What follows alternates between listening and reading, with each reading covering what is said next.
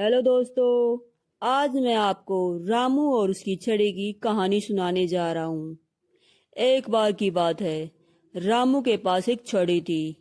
उसके साथ कोई भी दोस्त खेलना पसंद नहीं करता था। रामू ने कहा, या तो तुम मेरे साथ खेल लो, नहीं तो मैं तुम्हें उल्टा लटका दूंगा। ऐसा कहते ही रामू के दोस्तों को उल्टा लटका दिया गया। बचाओ बचाओ, यार दोस्त चिल्लाने लगे। रामू को कोई फर्क नहीं पड़ा। रामू ने देखता रहा और ये कहकर चला गया, अगर तुम मेरे साथ नहीं खेलोगे तो तुम ऐसे ही लटके रहोगे। अगर तुम मेरे साथ नहीं खेलोगे तो यही तुम्हारी सजा है। भुगतो तुम अपनी सजा को। मैं ऐसे ही करूंगा।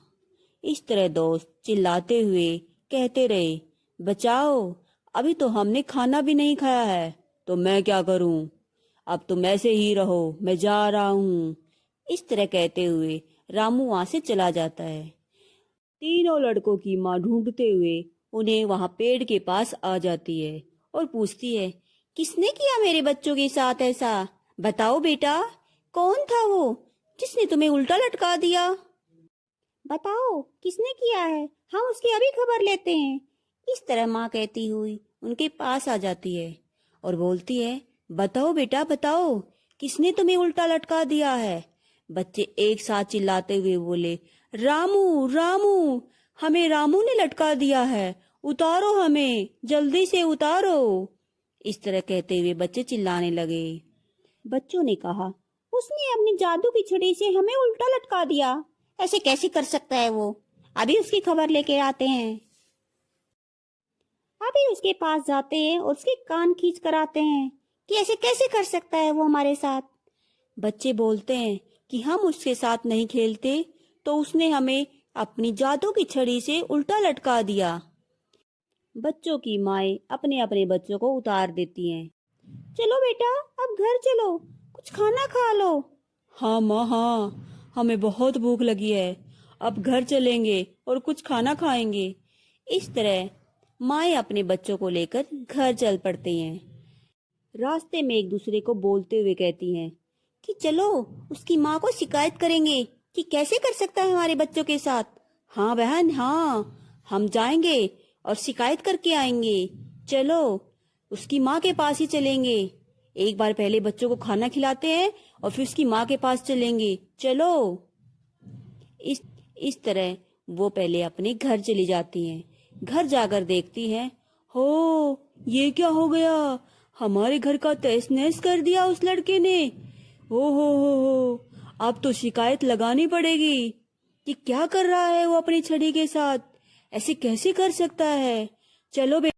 सभी शिकायत लगाने के लिए चल पड़ते हैं। अरे बहन, ये क्या कर रखा तूने अपने बेटे के साथ, संभाल कर नहीं रख सकती क्या? ऐसे कैसे कर सकता है वो हमारे बच्चों के साथ? क्यों करता है वो ऐसी हरकतें? अरे बहन, क्या हुआ, बताओ तो मुझे, आखिर किया क्या है? अच्छा, क्या तुम्हें पता ही नहीं कि तुम्हारे बेटे क्या कर रहा है? ध्यान रखा कर, क्या कर रहा है आखिर वो? अरे बताओ तो, हुआ क्या है, क्या किया है मेरे बेटे ने? तू तो बड़ी भोली बनती है, ऐसे कहती है कि पता ही नहीं तुझे कि तेरे बेटे ने क्या किया हमारे बच्चों के साथ। और एक तुमने ऐसी छड़ी दे रखी है कि वो सारा दिन बच्चों को तंग करता है। क्यों दे रखी है तूने वो छड़ी उसको? अरे वो छड़ी तो उसके पापा की थी। वो छड़ी से सबकी मदद करते थे, वो सबकी हेल्प किया करते थे। और एक बार रास्ते में उनका एक्सीडेंट हो जाता है और उस एक्सीडेंट में वो मरने ही वाले होते हैं। जाते जाते वो अपने बेटे को छड़ी दे जाते हैं, बोलते हैं कि बेटा, इस छड़ी से लोगों की मदद करना। इस तरह वो छड़ी उसके पास है, मैंने कहीं से लाकर नहीं दी उसे छड़ी, वो उसके पापा की छड़ी है। ओहो, तो वो छड़ी उसके पापा की है, पर उसके पापा तो बहुत अच्छे थे, ये कैसे कैसे हो गया? संभाल के रखो बहन, संभाल के रखो, वरना बेटा बिगड़ जाएगा। इस तरह बेटा अपने घर आता है और देखता है, बेटा ये तूने क्या कर रखा है? तुम्हारी चाची तुम्हारी शिकायत लगाने के लिए आई है, क्यों करते हो ऐसी हरकत? मैंने कुछ नहीं किया माँ, बस ये छड़ी के साथ थोड़ी मस्ती की है मैंने, और कुछ नहीं किया। अरे बेटा, क्यों तंग करते हो तुम्हारी चाची को? ध्यान रखा करो, वो तुम्हारे दोस्त हैं। मत किया करो उल्टे काम तुम ऐसे। बेटा मान जाओ, अपनी माँ को ऐसे मत तंग करो।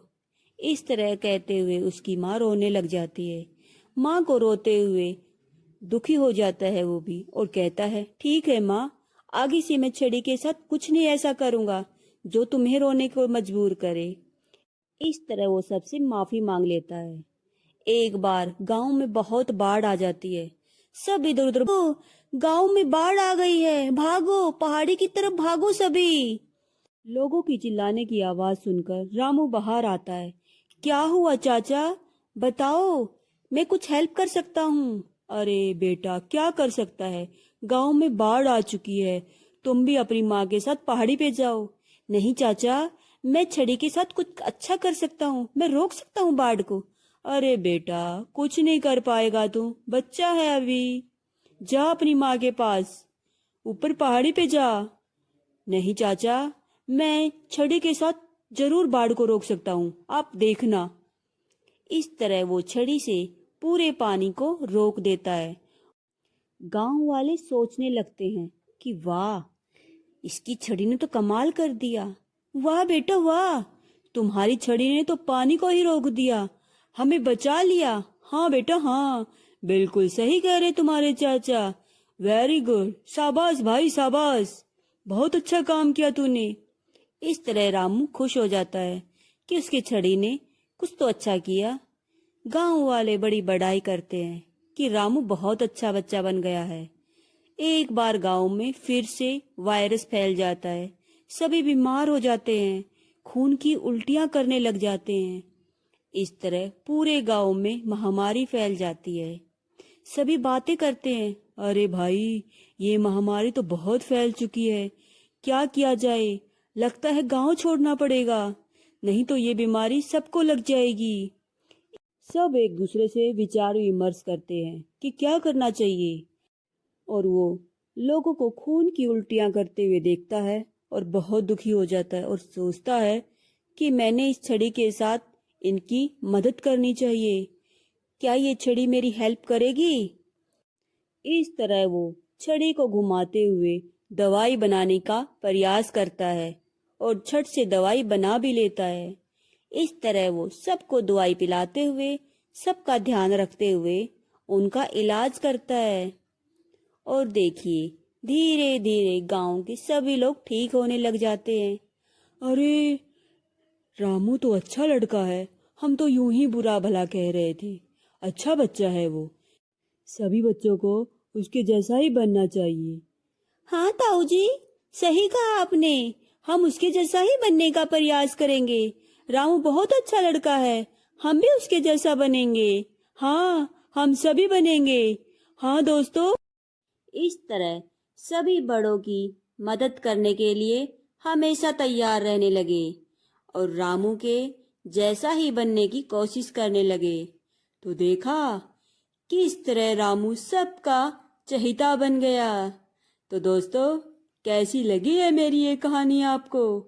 तो फिर मिलते हैं आपसे किसी नई कहानी के साथ। तब तक आप देखते रहिए और हमारी कहानी को फुल सपोर्ट करिए। तो बाय बाय।